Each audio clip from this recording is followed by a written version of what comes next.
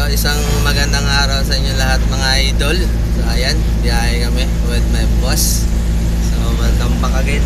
Medyo matagal-tagal tayo hindi nakapag-upload sa ating YouTube channel mga tropa.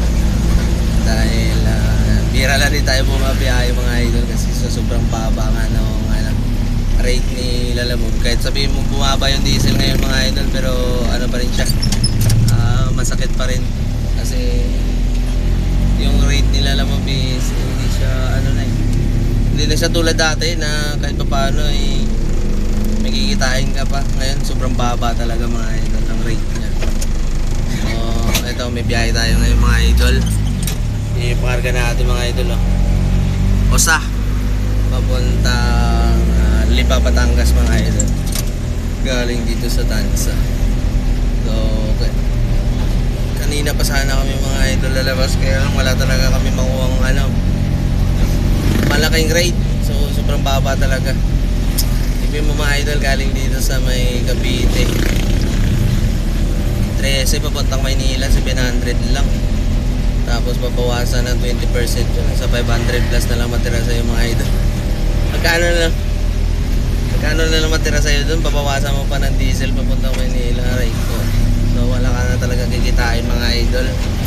Kaya pag bumabiyahe ka kay Lalamove mga idol, kailangan yung kunin mo yung may 15% na bawas ni Lalamove sa porsyento niya doon sa booking.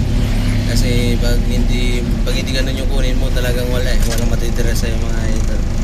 Pero mostly kasi na may 15% discount ni Lalamove, long distance talaga mga idol. So mga malayo ang biyahe tulad yan, papunta Batangas nga ganyan, 2,000 yung rate niya. So mababawas lang ni Lalamove doon mga 100 gano'n. So may 1,900 ka pa minus kahit pa paano. Malaki-laki pa matitira sa iyo mga idol. Kaya kung walang 15% bawas yun, nasa 1,600 na lang matira siguro sa iyo mga idol. So napakalaki ng diferensya. So sa mga nagbabalak dyan na maglalamove, pasok yung sasakyan kay Lalamove. So sa ngayon mga idol mahina yung biyahe mga tropa. Mahina yung biyahe ngayon kay Lalamove. Antayin nyo na lang yung B-up. May bago ngayon yung B-up. So mag-i-start na ngayon. Alam mo ngayong June ngayong June ba yung start nun?